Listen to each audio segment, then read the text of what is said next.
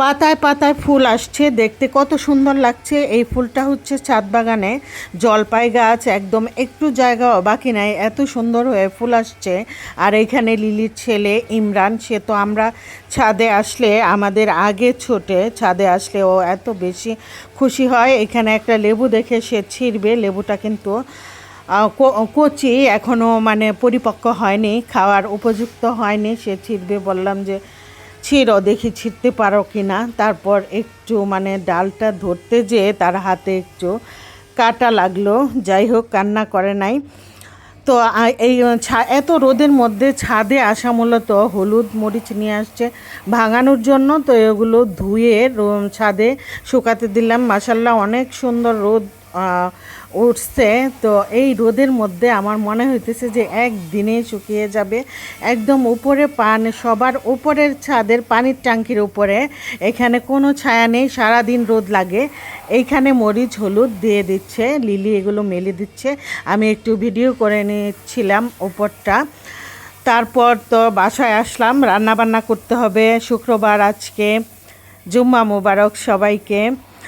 তো এই যে হলুদগুলো ধুয়ে নিয়েছিলাম, ওইটার ভিডিও এইখানে একটু দেখিয়ে নিলাম। তো গরুর মাংস নিয়ে আসছে বাজার থেকে, তো এইটা একটু ঢেলে নিয়েছি। এখন কেটে ধুয়ে রান্না বসিয়ে দিব। হাতে মেখে মাংসটাকে বসাবো। হলুদ মরিচ আদা রসুন বাটা, জিরা বাটা, ধনিয়া বাটা, গোটা গোটা গরম মশলা সব কিছু এখানে দিয়ে আমি হাতে মেখে নিচ্ছি। তেল লবণ সব দিয়েছি, তারপরে হাতে মেখে সুন্দর করে বসায় দিব। প্রথমে আমি পেঁয়াজটা দিতে ভুলে গিয়েছিলাম, পেঁয়াজ দিয়ে দিলাম। এখন আবারও হাতে ভালো করে মেখে নিব। আসলে হাতে মাখানোর সময় খুব সুন্দর করে মাখাতে হয়, যে প্রত্যেকটা মাংসের গায়ে গায়ে মশলা ভালো করে লেগে যায়, তাহলে তরকারির স্বাদ ভালো আসে। আর গরুর মাংস মেখে রান্না করলেই আমার কাছে মনে হয় ভালো লাগে, বেশি ভালো লাগে। আমি গরুর মাংসটা সাধারণত মেখেই বেশি রান্না করি, হাতে মেখে। তো হাতে মেখে তারপর একটু হাত ধোয়া পানি দিয়ে কতক্ষণ আমি 10 মিনিট রেখে দেবো ঢেকে, তারপর চুলা ধরাবো। তো ভালো করে মেখে নিচ্ছে এখানে, মেখে নিয়ে চুলায় বসায় দিছি অলরেডি। আর এখানে ঢেঁড়স ভাজি করব ডিম দিয়ে। তো ঢেঁড়সগুলো দিয়ে দিলাম, পেঁয়াজ কাঁচামরিচ দিয়ে তার মধ্যে ঢেঁড়স দিয়ে দিলাম। এখন নাড়াচাড়া দিয়ে নিচ্ছে। আর আজকের ঢেঁড়সগুলো অনেক সুন্দর ছিল, একদম কুচি। তারপরে এই তো বলক চলে আসছে মাংসে।